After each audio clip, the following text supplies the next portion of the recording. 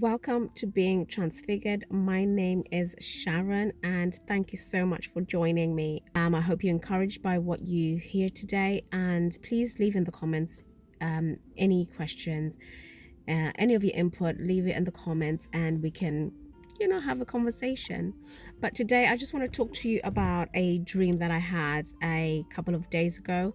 So, in this dream, I was in a room with a few friends that I used to hang out with back in the day. And while we were in this room, a girl came in and I said, "Oh, hey, so and so." I won't say the name. So I said, "Hey there. Hi, how are you?"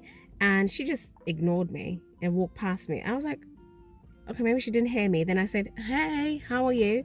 And she ignored me again. And she literally saw that I said hi to her because I said her name.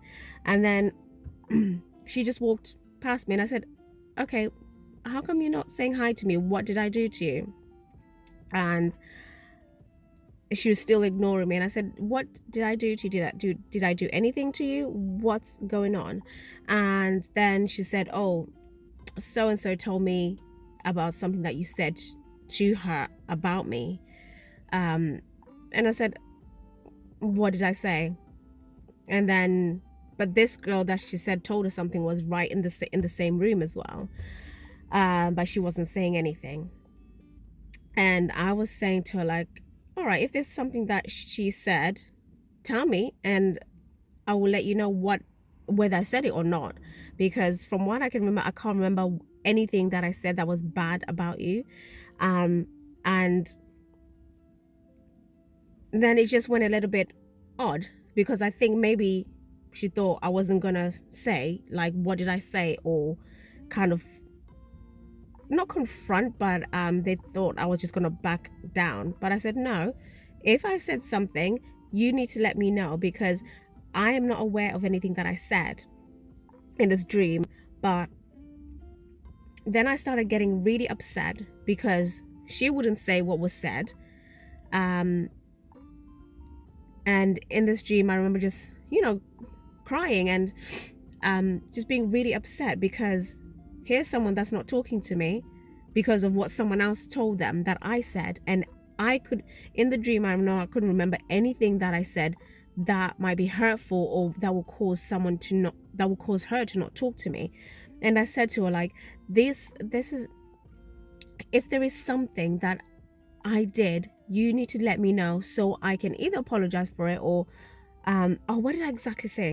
Oh, I think I said something along the lines like, you know, it's a bit weird that you stopped talking to me just because of something that she said, but you wouldn't ask me if I actually said the thing. And I just remember, really being heartbroken because I know me. And so, yes, I was just really heartbroken that, someone would just stop talking to me just because of what someone else said, even though I can remember that I never said anything bad about this particular person. So I just woke up like from that dream. I was like, whoa, what was that about?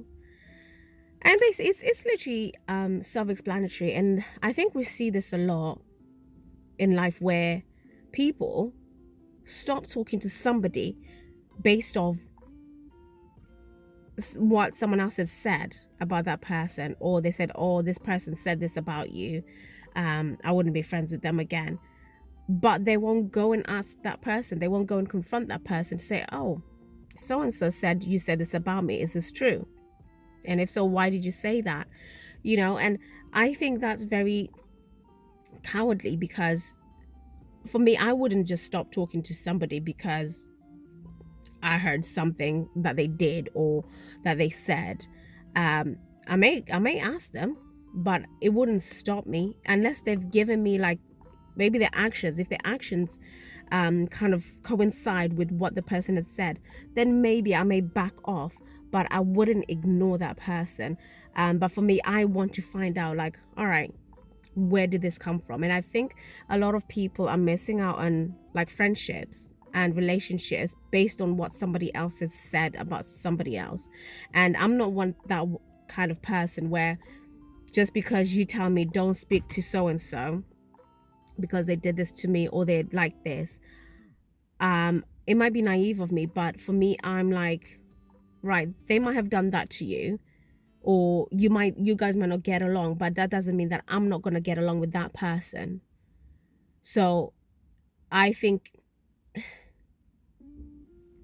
it's best for, like, especially with relationships, for you to see for yourself, because everyone is going to interact with people differently, whether we like it or not. I'm going to interact differently with certain people. Like, if I gel with someone, obviously we're going to hit it off and we're going to be laughing and joking and talking on the phone all the time, but people are just running with the wind, where everyone's saying like, oh no, that person did this, or they do this, I wouldn't speak to them if I was you. But I think, yes, take things with a pinch of salt, and if you want to be friends with that person, be friends with them, but be cautious when you're going into it, I guess.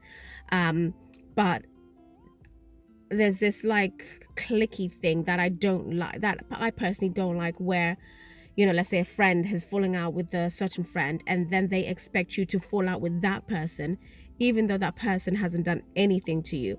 I think that's a little bit immature, because it's kind of like, yeah, it's giving like gang vibes, or like, yeah, just click. And I'm not a clicky person, and I think that's why probably I don't really get on well, like, with